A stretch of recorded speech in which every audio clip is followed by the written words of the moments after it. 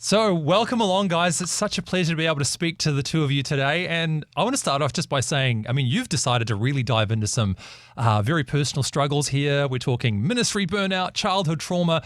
What was it like to open up on these kind of issues? And what do you hope readers take away from your courage and vulnerability? Yeah, it was an interesting journey to open up to the degree that we did. I probably less challenging for Rebecca. So much of her life has been very vocal from the In stage public, in yeah. public and in the spotlight. And while I spent a season in the spotlight, I was still primarily a very private person. I'm still a private person. I'm not on social media. Don't really like talking about myself. And so the idea of writing a book and kind of spilling the beans on a lot of our life and stories that, even some of my closest friends weren't even aware of. And when it comes to kind of the childhood trauma stuff, it was a lot to kind of wrap my head and heart around, but ultimately was able to see the potential ministry value in sharing Mm, these stories because mm, we've learned a ton just living life together, living a life of faith, walking through pain and suffering and ultimately experiencing healing and freedom from very deep pain. So mm. the fact that we have a testimony of what God has done in our lives, it was worth kind of getting over the hurdle of becoming vulnerable to the point of sharing these things publicly. Mm, absolutely. Yeah, and it's interesting that you talk about the fact that you can find joy and suffering happening in the same point in time because often you think, oh, no, I can't feel this joy and be suffering at the moment. But actually, God allows us to go through this journey. And you've talked about finding comfort in the messy middle. So could you elaborate on that? What practical steps did you take to find peace and strength and actually lean into each other rather than being forced apart in this particular season of your life? Hmm. You know? Yeah, I think, I talk about it in the book. Like, we've heard about the five love languages, Gary Chapman's book. I feel like there's a sixth love language, and it's curiosity. And I think all in every season of life, we can pursue each other in marriage, or any relationship. I think grows through asking questions and drawing the other out, but especially marriage. And it's easy in a hard time to kind of withdraw from each other, or like, oh, maybe I don't want to know. Maybe it's opening Pandora's box to really kind of go there, but to pursue our spouse's heart and just say, how are you doing really? And how can I love you through this time? And how can I support? How can I pray for you? Ask these kind of questions. You actually grow in your depth of relationship. And I look back now, and we're just about to be 14 years in later this month. And our relationship is sweeter now because of the hard times. And I think of, times where we've just clung to each other and cried. And it's the messy middle, it's those seasons of pain, but those are some of the most beautiful because you're just in it together. You're in the highs and the lows together, and it creates the sweetness that is there in our marriage that we're now like thankful to have gone through those hard times because of the sweetness and the beauty that's there now. Mm. Now, can I say on a personal level, I love the fact that you guys are talking about battles with infertility and miscarriage. My wife and I have been going through an IVF journey over about the last 3 or 4 years. And it's a funny thing. I'm sure you've heard it all the same as we have too. But when you're in a faith community and we know in the Bible so many stories of incredible tales and, people want to help you by reminding you of these kind of things. And like my wife says, if one more person tells me I can get pregnant at 90, they're going to hear a less charitable response. But I'm interested to know, again, how you navigated this. And I think, too, how your faith was affected. Because I think people do want to help, but sometimes, well, that help comes out in slightly clumsy ways. Yeah, I might start kind of with the second thing that you just said. I think sometimes the grief is such and the pain is such and the sensitivity is such that it's just best if we be there for our friends, and maybe not try to speak these words of comfort that we think are going to be so profound. I think sometimes just weeping with those who weep, just being there with them in the pain, and just letting people know, like, I'm in it with you and I'm not going anywhere is actually some of the most powerful love that we can show. I think for both of us, that infertility time was very hard because it's something that you can't force to be resolved. Like you can try, and you can hope, and you can, pursue. having another child, but you can't, force a life to happen. And it's so you feel really out of control, and you feel in some ways like, oh, are my dreams of family life and what I saw it, being when I've dreamed about family life ever going to come true. Like for us, we had one child, it had happened really fast, and we're so thankful for that. But then we never saw ourselves being a one-child family. Like, what does this mean for the dreams of what we saw family life looking like? So it felt like a lot was hanging in the balance of, whether this was going to work out or not, and felt very threatening and very fearful.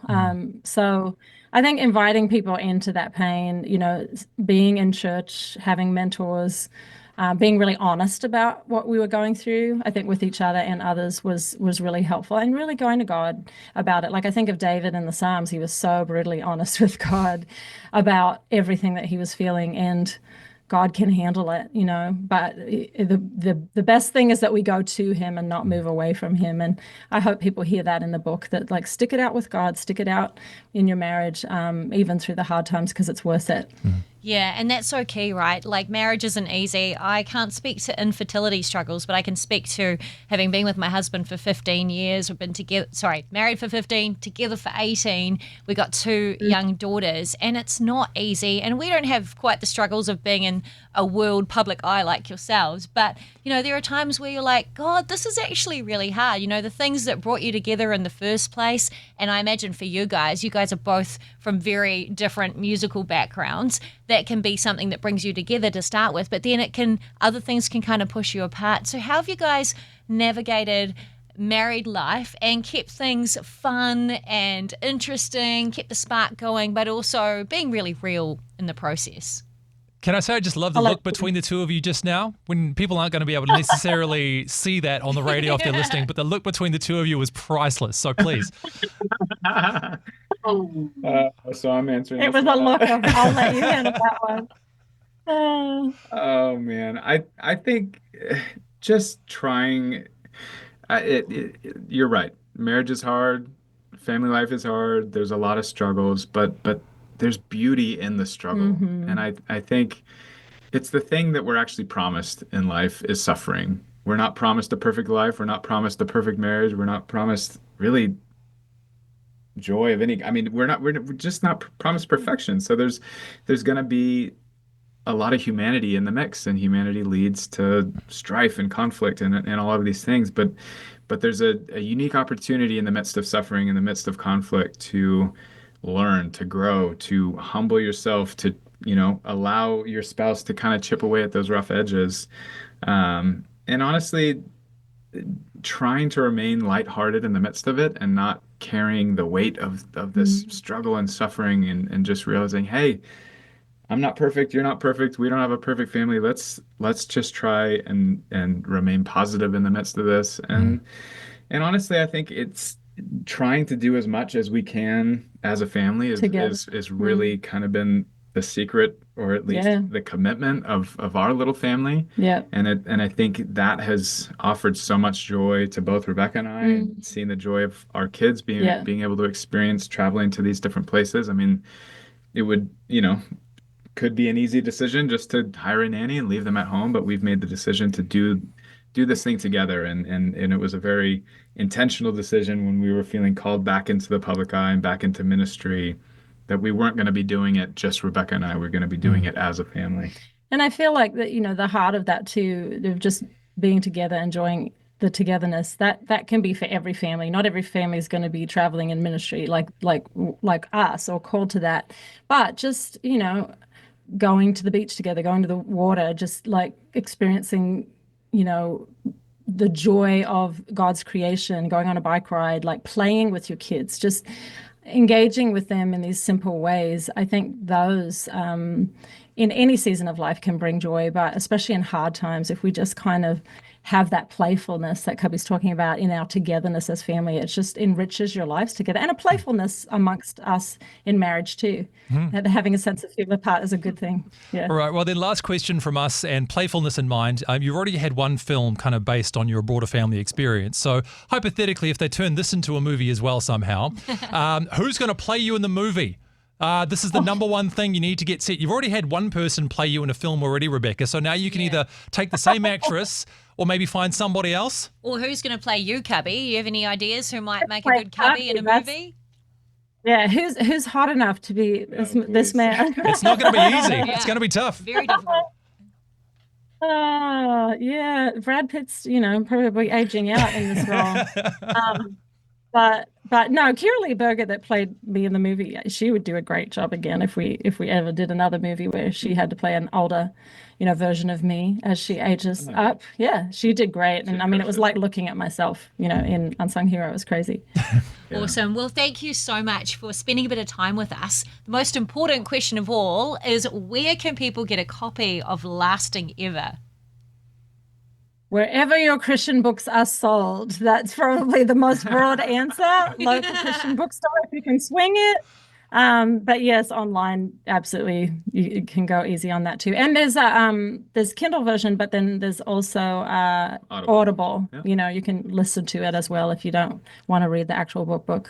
Brilliant. And it's us reading it. It's us narrating. So that was what I was going to ask. Better. Even better. Guys, well, look, thank you again for taking a bit of time and more importantly, to have the courage to write a book like this. I know it's going to be a blessing to a lot of people. So we really appreciate it.